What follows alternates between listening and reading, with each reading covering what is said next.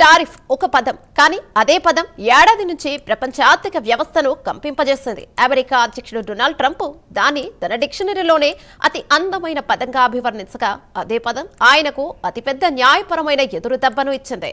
ఒక సంవత్సరం అనేది తేదీలు ప్రపంచ ఆర్థిక వ్యవస్థను కుదిపేసిన నిర్ణయాల పరంపరకు బ్రేక్ పడింది. 2025 జనవరి 20న రెండోసారి అధికారంలోకి వచ్చిన వెంటనే టారిఫ్లను తన ప్రధాన ఆయుధంగా మార్చుకున్న అమెరికా అధ్యక్షుడు ట్రంప్ ఫిబ్రవరి 1 నుంచే సుంకాల దాడి ప్రారంభించారు.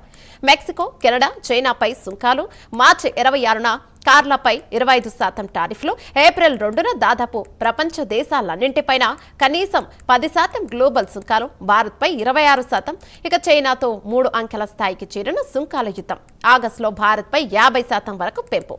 ఇలా ప్రతి నెల ఒక కొత్త మలుపు. వాణిజ్య ఒప్పందాలు, ప్రతీకార సుంకాలు, పెంపులు, తగ్గింపుల మధ్య అసలు లాభం ఎవరికి దక్కింది? ఒక ఏడాది పాటు సాగిన ఈ టైం లైన్ రాజకీయ సంకల్పమా, ఆర్థిక వ్యూహమా, లేక ప్రపంచ వాణిజ్య వ్యవస్థలకు సవాలా? తేదీలు చెబుతున్న కథ ఏంటి?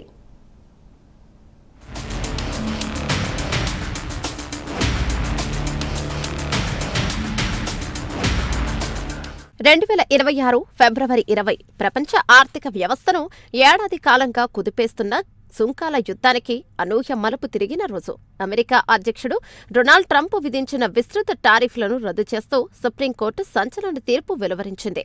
అధ్యక్షుడి ఆర్థిక అజెండాలో కీలకమైన అంశంపై ఈ తీర్పు పెద్ద ఎదురుదెబ్బగా నిలిచింది. అయితే ట్రంప్ టారిఫ్లపై ఇప్పుడు అంతర్జాతీయంగా చర్చ జరుగుతోంది. ట్రంప్ టారిఫ్ల పరిణామం ఒక్క రోజులో ఏర్పడలేదు. 2025 జనవరి 20న రెండోసారి అమెరికా అధ్యక్షుడిగా ప్రమాణ స్వీకారం చేసిన ట్రంప్ టారిఫ్ను తన అత్యంత ఇష్టమైన పదంగా అభివర్ణించారు. జనవరి 26న వలసదారుల విమానాల అంశంపై కొలంబియాపై 25% సుంకాల హెచ్చరికలను జారీ చేశారు. ఫిబ్రవరి 1న మెక్సికో, కెనడాపై 25%, చైనాపై 10% టారిఫ్ల ప్రకటనతో వాణిజ్య యుద్ధానికి తెరలేపారు. ఫిబ్రవరి 10న స్టీల్, అల్యూమినియం దిగుమతులపై సుంకాలను 25%కి పెంచారు.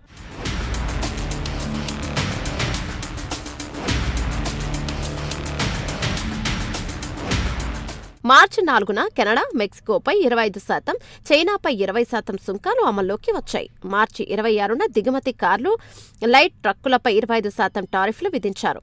ఇక ఏప్రిల్ 2, 2025 ప్రపంచానికి కీలకమైన తేదీగా మారింది. దాదాపు 70కు పైగా దేశాలపై కనీసం 10% గ్లోబల్ టారిఫ్లు, కొన్ని దేశాలపై మరింత అధిక సుంకాలు ప్రకటించారు.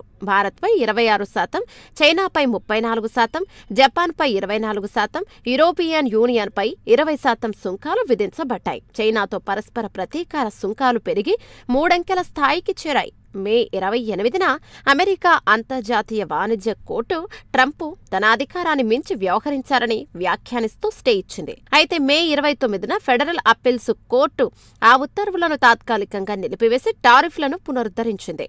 జూన్ 3న స్టీల్, అల్యూమినియంపై సుంకాలు 50%కి పెరిగాయి. జులైలో జపాన్, దక్షిణ కొరియా, ఇండోనేషియా, వియత్నాం వంటి దేశాలతో చర్చలు, ఒప్పందాలు జరిగాయి. జులై 31న 69 దేశాలపై 10 నుంచి 41% వరకు టారిఫ్లు విధిస్తూ మరో భారీ ఉత్తర్వులను వెల్లడించింది.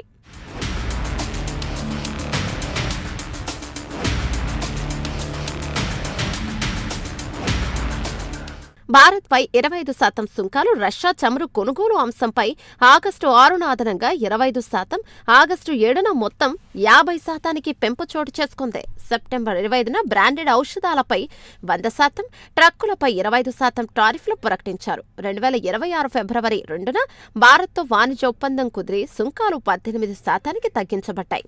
ఇలా ఏడాది పాటు సాగిన సుంకాల ప్రయాణం చివరకు 2026 ఫిబ్రవరి 20న సుప్రీంకోర్టు తీర్పుతో కీలక మలుపు తిరిగింది.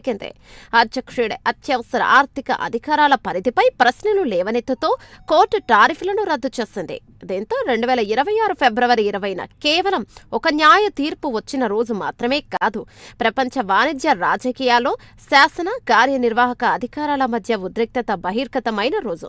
టారిఫ్ అనే పదాన్ని ఆర్థిక ఆయుధంగా మలచిన ట్రంప్ ప్రయాణంలో కోర్టు చెక్ వేసిన ఘట్టం.